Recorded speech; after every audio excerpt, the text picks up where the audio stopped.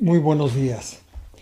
Gracias nuevamente por acompañarme en el estudio de la segunda parte del capítulo 12 de Mateo. Vamos a estudiar ahora desde el versículo 37. Ahora es necesario recordar los antecedentes, lo que ocurrió en el capítulo 12, la primera parte, para poder apreciar la segunda parte. No olviden que los escribas y los fariseos, de acuerdo a su costumbre, se habían reunido en la zona de Galilea, en esta zona de Capernaum, por esta zona, para investigar las enseñanzas y las obras de Jesús, para ver si es que él era el Mesías, para aceptarlo como Mesías. En el capítulo 12, los primeros versículos, ellos se enfrentaron a esta gran verdad que Jesús les explicó, que la misericordia está sobre los mandamientos, sobre el decálogo, específicamente sobre el sábado. Esto fue para ellos un golpe muy grande, porque le daban y le dan todavía un valor extraordinario al sábado, y la misericordia no tiene mayor valor. Jesús, en cambio, les vino a enseñar que la misericordia está sobre la obediencia a los mandamientos. La misericordia. Había como romper el sábado, como así lo estaba haciendo Jesús, por misericordia, para satisfacer el hambre de sus discípulos. Y entonces, esto ocurrió luego, la segunda hecho que prácticamente rompió la posibilidad, acabó con la posibilidad de que los fariseos y escribas le pudieran aceptar a Jesús como el Mesías, fue el hecho de la curación a este endemoniado que era ciego, mudo y por supuesto no veía y no oía. Y entonces la presencia de Jesús, y esto es lo que les abrumó, les curó al hombre la presencia, porque ellos tenían una especie de protocolo para expulsar demonios. Este protocolo consistía en lo siguiente. Primero, establecía una relación con el endemoniado, una conversación con el endemoniado. Una vez que ya podían conversar con el endemoniado, le preguntaban el nombre o los nombres de los demonios que estaban ahí. Y después, en el nombre de Dios, le pedían, diciendo el nombre del demonio, que salga, o los demonios que salgan de esa persona. Pero le trajeron el endemoniado que no podía hablar, justamente para ver qué es lo que hacía Jesús, si podía cumplir el protocolo que ellos tenían. Pero la admiración de ellos y por supuesto de todo el pueblo, que tan solo la presencia de Jesús le expulsó al demonio y el hombre quedó sano. Entonces ellos decidieron, por razón del sábado y por la forma como Jesús curó al endemoniado, decidieron rechazarlo completamente a Jesús como Mesías. Por esto ocurrió lo que dijeron, que Jesús expulsaba a los demonios por Belcebú. Y Jesús dijo que eso era el pecado contra el Espíritu Santo. En otras palabras, el pecado contra el Espíritu Santo se colmó por parte de los fariseos y escribas, porque Jesús no daba la importancia que ellos daban al sábado. Jesús daba más importancia a la misericordia. Pues esto es lo que justamente Dios da. Importancia a la misericordia. Obediencia quiero. ¿No habéis oído que no quiero obediencia, sino misericordia? Muy bien. Bueno, entonces ahora sí, teniendo en cuenta estos detalles, vamos a leer lo que Jesús dijo. El versículo 33, hablando ahora de las palabras que ellos expresaron, refiriéndose a las palabras que ellos expresaron, les va a decir la causa de esas palabras. O dice, hagan al árbol bueno y su fruto será bueno. O hagan al árbol malo y su fruto también será malo, porque al árbol se lo conoce por sus frutos. Jesús está explicando. Dice hagan, como si es que alguien pudiera hacer con árboles se refieren a los fariseos, y Jesús se refiere a los fariseos, escribas principalmente, y a todo ser humano. Si alguien pudiera hacer bueno a un ser humano para que dé buenos frutos, o alguien, bueno, normalmente le hace malo al hombre, eso es normal, es común, y el hombre da malos frutos. Luego les dijo en el versículo 34, frutos de víbora, les dijo que ellos eran frutos de un árbol, el árbol era una víbora, o sea, Satanás, eran el fruto de Satanás que estaba en la mente de ellos. Dice, ¿cómo pueden hablar lo bueno, ustedes, frutos de víbora, siendo malos? Porque de la abundancia del corazón habla la lengua. Muy importante. Jesús explicó que las palabras que ellos dijeron, que él era un endemoniado, que por Belcebú expulsaba a los demonios, era lo que había era maldad, la maldad que abundaba en el corazón de ellos, porque ellos eran frutos de víboras. Ahora bien, el versículo 35, porque el hombre bueno del tesoro de su corazón saca lo bueno, y el hombre malo del tesoro de su corazón saca lo malo. 36. Por esto les digo que toda palabra vana que los hombres hablan, por toda palabra vana que los hombres hablen, responderán por ella en el día del juicio.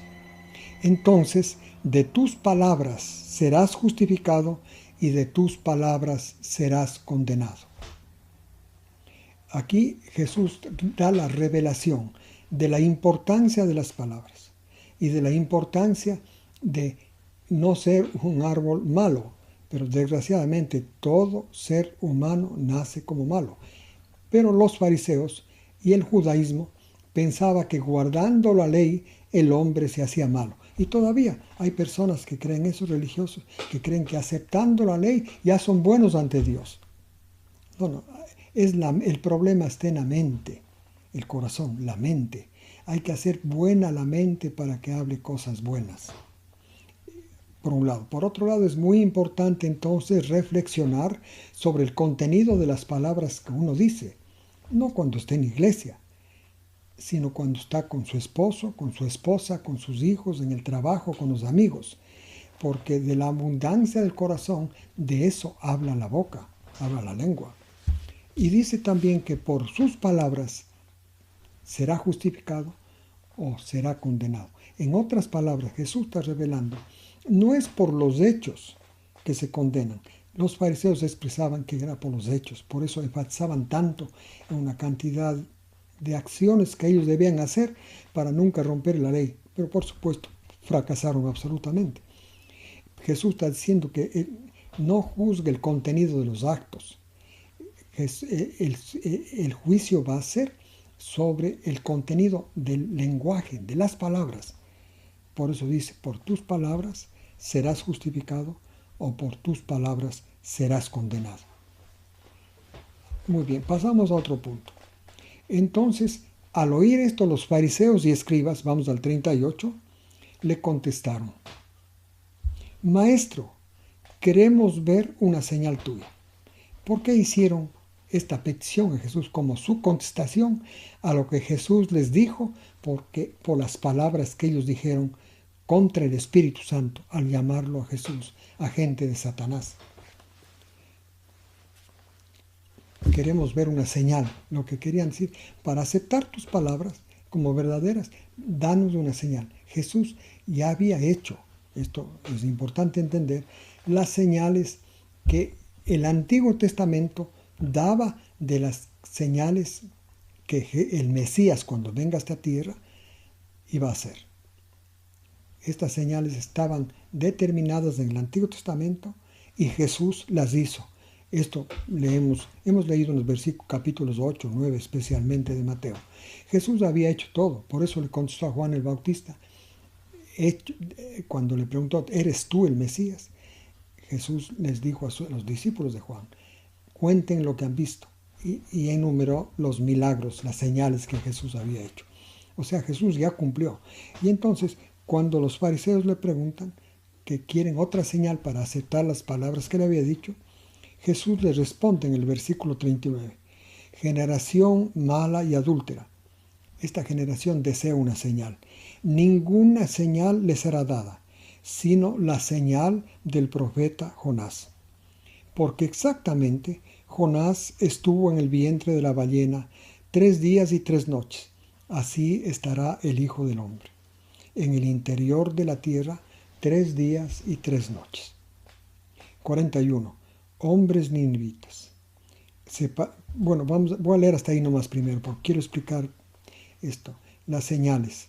Jesús dijo, sí, ya no tienen otras señales, porque, les repito, había hecho ya las señales que estaban descritas de él, que el Mesías iba a hacer cuando viniera a esta tierra. Ya las dijo a Juan el Bautista, y esas son las señales. No le va a ser dada otra señal. Pero la misericordia de Dios les iba a dar una gran señal. Dice, así como Jonás tuvo 3 días y 3 noches, precisamente dice, así estará el Hijo del Hombre en el interior de la tierra 3 días y 3 noches. En otras palabras, Jesús debía estar 3 días y 3 noches y al cabo de ellas resucitar. No podía resucitar al cabo de un día, de 2 días, de día y medio. No podía, porque ¿qué hubieran dicho los fariseos? Realmente es un farsante, no es verdad, no estuvo 3 días, ellos estaban buscando, no estuvo 3 días y 3 noches. Entonces tenía que ser preciso, 3 días y 3 noches. Pero generalmente el mundo cristiano predica y enseña que Jesús no estuvo 3 días y 3 noches, porque dicen Jesús murió el viernes, entonces toman el viernes, aunque fue a las 3 de la tarde, como un día, la noche, ya está un día y una noche, el día del sábado está 2 días y la noche del sábado 2 noches. Entonces Jesús estuvo en el sepulcro 2 días y 2 noches según la enseñanza de las religiones. Pero realmente para que los fariseos le tomaran en cuenta y dijeran se cumplió esta señal, tenían que ser 3 noches y 3 días. Y entonces, lo que pasa entonces, Jesús no pudo cumplir esta señal que les dio, algo imposible, o más bien el mundo cristiano en su mayoría está un poco equivocado respecto al día que murió Jesús. Eso por un lado. Como una explicación corta les voy a decir. Jesús, el sábado anterior a su muerte, dice, me parece que en Juan 12, vino a Betania el sábado y pasó en Betania el resto del día, sábado, y el domingo vino, primer día de la semana, entró en Jerusalén y fue reconocido como rey. Pero si es que analizamos bien las cosas, era imposible que Jesús rompiera el sábado sin que haya una necesidad de misericordia, de hacer misericordia. Jesús puso que la misericordia esté encima del sábado, pero eso no quería decir que no debía él, como judío y en el antiguo pacto, guardar el sábado. Así es que Jesús no podía viajar en el día sábado e ir de donde él estaba no olviden que estaba en Galilea, de donde él estaba, ir a la casa de Lázaro, de María y de Marta en un día sábado. No podía hacer eso. Era una caminata larga de varios kilómetros. Y entonces el hecho es entonces que Jesús fue el día viernes y el sábado reposó en la casa de Lázaro, María y Marta, y el domingo fue a Jerusalén. Entonces ahí sí sale que Jesús murió el día jueves. Lógicamente hay que entender mejor las fiestas, la fiesta de los panes sin levadura y de la Pascua, para poder comprender que Jesús no murió el viernes, murió el jueves. Entonces ahí sí, jueves un día, el jueves de noche una noche, el viernes un día son 2 días ya, el viernes de noche otra noche son 2 noches y 2 días, luego el sábado 3 días y el sábado de noche 3 días y se cumplen los 3 días y 3 noches, porque Jesús resucitó el domingo en la madrugada. Bueno, entendido esto, Jesús dice en el versículo 41 que hombres ninivitas se pararán junto a esta generación y la condenarán, porque ellos se arrepintieron. Los ninivitas se arrepintieron ante la predicación de Jonás. La predicación de Jonás era también que se arrepienten, muy parecida a la predicación de Jesús, que se arrepientan. Ahora, el arrepentimiento en los días de Jonás, que era Antiguo Testamento, es diferente al arrepentimiento en los días de Jesús, que estaba en la transición entre el Antiguo Testamento y el Nuevo Testamento. En el Antiguo Testamento, como bien saben ustedes, era un llamado al dolor por los pecados cometidos y abandonar los pecados con gran sufrimiento. Ese era el arrepentimiento que hicieron los hombres de Nínive ante la predicación de Jonás. En los días de Jesús, la predicación de Jesús era tan importante para Dios que el dar atención a la predicación de Jesús, al prestar atención a la predicación de Jesús, al dar oídos a lo que él enseñaba, era el arrepentimiento, que concuerda con el significado literal de la palabra metanoeo. Metanoeo quiere decir ser reflexivos, escuchar y ser reflexivos. Jesús quería esto, Dios quería esto, y es tan grave, este pecado es tan grave que es más grave que los pecados que se cometían en Sodoma y en Gomorra. Porque no se arrepintieron los de Capernaum, ustedes saben ya bien esto, iba a venir juicios más graves sobre ellos que sobre los de Sodoma y Gomorra, porque no prestaron atención a las señales, a la predicación de Jesús, por las señales que él hizo, ahí los atrajo, para que escuchen la predicación.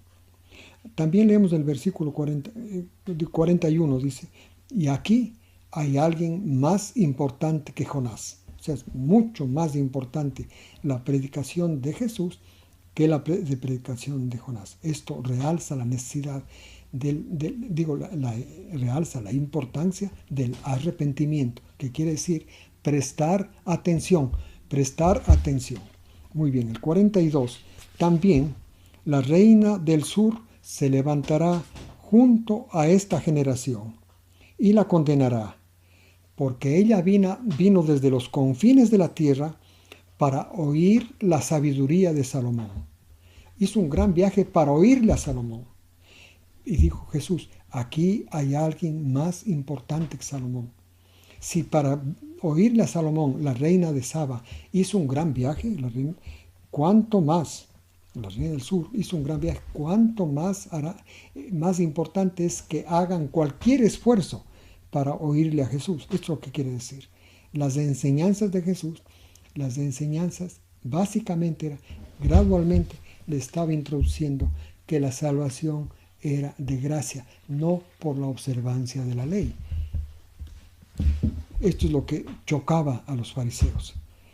Ahora bien, 43 al 45. Ahora, cuando un espíritu inmundo, ahora va a explicar a ese endemoniado que él le expulsó el demonio y le curó, ¿qué le puede pasar? Esto lo voy a explicar. 43 al 45. Ahora, cuando un espíritu inmundo sale de un hombre, viaja por lugares áridos, camina por lugares áridos buscando descanso y no lo encuentra. ¿Cuál es? ¿En dónde haya descanso Satanás? Los demonios, ¿en dónde haya descanso? Los demonios hallan descanso en la mente humana. Ese es el lugar de su alojo. No se olviden, ellos son espíritus. La mente humana es el lugar donde ellos hallan descanso.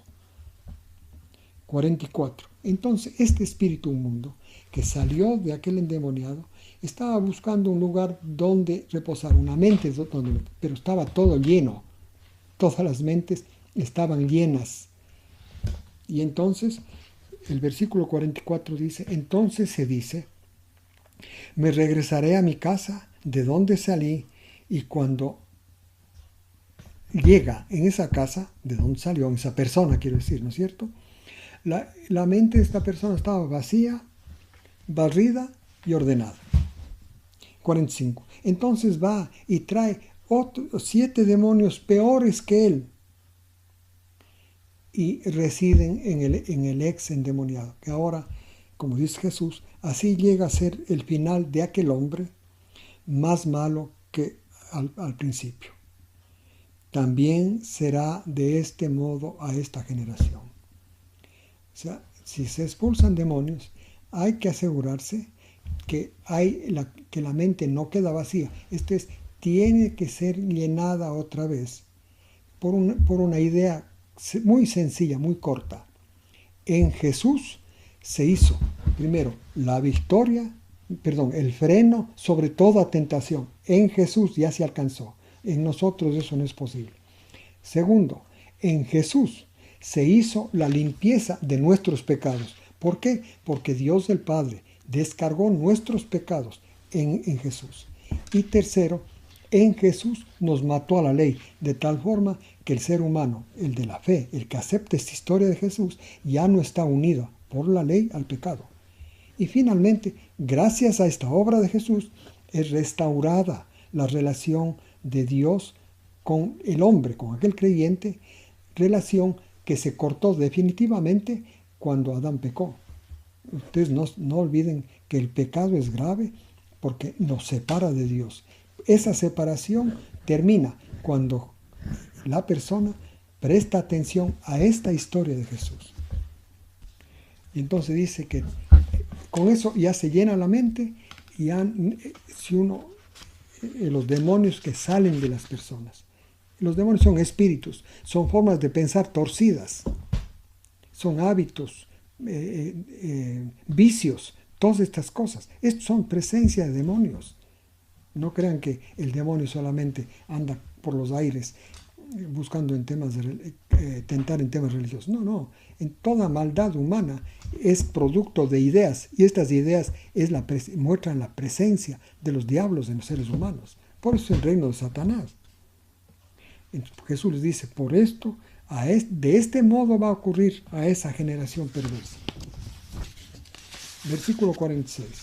Jesús estaba hablando estas cosas a la multitud, y miren, su madre y sus hermanos estaban fuera para hablarle. El 47. Alguien que escuchaba a Jesús, al ver que conocía a la mamá y a los hermanos de Jesús, le dijo a Jesús, tu madre y tus hermanos están afuera, buscan hablarte. 48.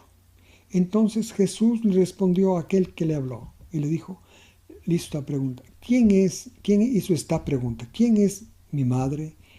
¿Quiénes son mis hermanos? Porque estaba la mamá y los hermanos afuera. Y entonces, extendiendo su mano, dice el versículo 49, hacia sus discípulos dijo, miren, estos son mi madre y mis hermanos. El 50. Porque quien hace la voluntad de mi Padre de los cielos, ese es mi hermano, mi hermana, mi madre. La relación familiar es muy importante, pero Jesús está enseñando aquí que la relación familiar, siendo tan importante, no es tan importante como la relación con Dios. Y la relación con Dios se realiza cuando se hace la voluntad de Él. La voluntad de Él no empieza haciendo la obediencia, hacer la voluntad de Él. En el caso de los apóstoles, de la gente, de sus discípulos, de ellos que estaban escuchando su palabra, ninguno de ellos era un perfecto, pues. Simplemente estaban escuchando la palabra de Dios, la gente, la multitud. Y Jesús a ellos, a sus discípulos, a esos que escuchan su palabra, a esos los señaló como su madre, sus hermanos, sus hermanas. O sea, estableció la relación más importante entre Jesús y los humanos, más importante que la relación con su madre, con su padre, con sus hermanos. Hacer la voluntad. Y entonces, repito, sus discípulos hacían la voluntad del Padre, suponiendo que la voluntad del Padre era obedecer los mandamientos. No hacían. ¿Qué hacían los discípulos para que Jesús diga que están haciendo la voluntad del Padre? Ellos simplemente le escuchaban a Jesús. ¿Entendían lo que Jesús decía? Mayormente no, solamente le escuchaban y estaban haciendo la voluntad de Dios y eran considerados por Jesús como sus familiares íntimos. Les agradezco por acompañarme en el estudio de este capítulo y espero que Dios les bendiga esta semana y les invito la próxima semana para continuar con el capítulo 13 de Mateo. Muchas gracias.